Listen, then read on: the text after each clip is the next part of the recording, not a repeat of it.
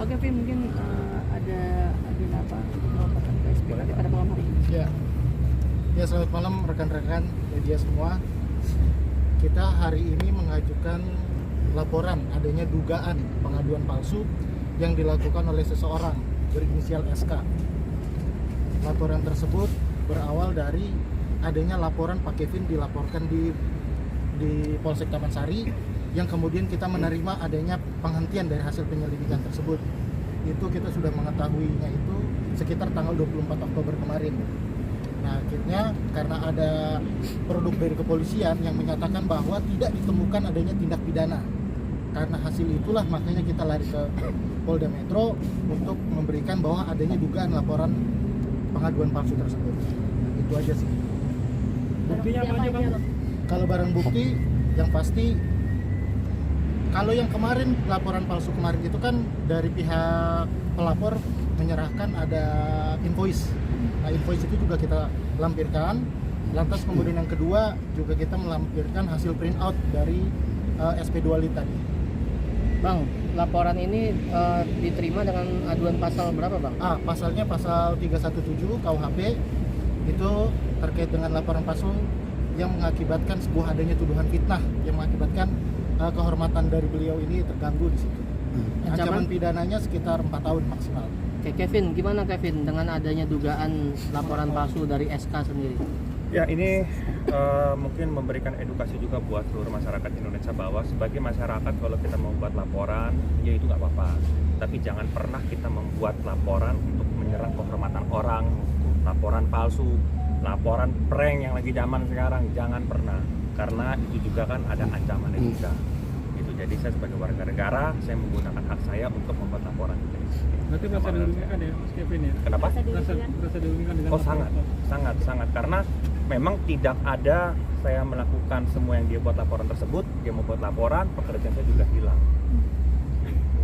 Bang, kata pihak SK katanya sebenarnya udah dicabut duluan, Bang, sebelum di SP3 kan, gimana Bang tanggapannya? Ya kalau secara hukum ya, sepanjang yang kita tahu, kalau misalkan ada pencabutan, artinya tidak mungkinlah SP2 Lit itu keluar. Biasanya keluar yang namanya surat SP2HP, surat pemberitahuan perkembangan hasil penyidikan, bahwa di situ pihak mereka di BAP, terus mereka juga membuat sebuah permohonan pencabutan. Setelah itu dituangkan dalam SP2HP tersebut bahwa perkara ini tidak dilanjuti. Tapi ini SP2 Lit yang menyatakan bahwa tidak ditemukan tindak pidana di situ. Ya, berdasarkan kalau dari dokumen yang kita terima itu hasilnya adalah berdasarkan gelar daripada penyidik dari Polsek Taman Sari. Kevin, sepertinya konflik dengan SK nggak kelar-kelar mungkin. Gimana, Vin? Sebenarnya kan masalahnya simpel, cuma penganiayaan, tapi dia membuat laporan yang tidak ada dasar hukumnya, terus bisa terbit LP, bisa berjalan semua, bisa naik sidik, ya saya hadapi semuanya. Dan mudah-mudahan masalah itu cepat selesai.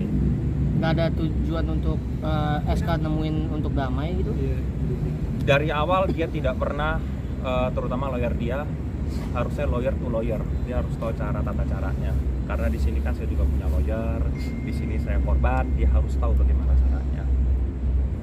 Itu, dan dengan saya membuat laporan di sini kan sebagai bukti bahwa saya adalah korban. Tapi ini kan berawal dari masalah percintaan ya, kalau nggak salah, bener nggak sih, Vin?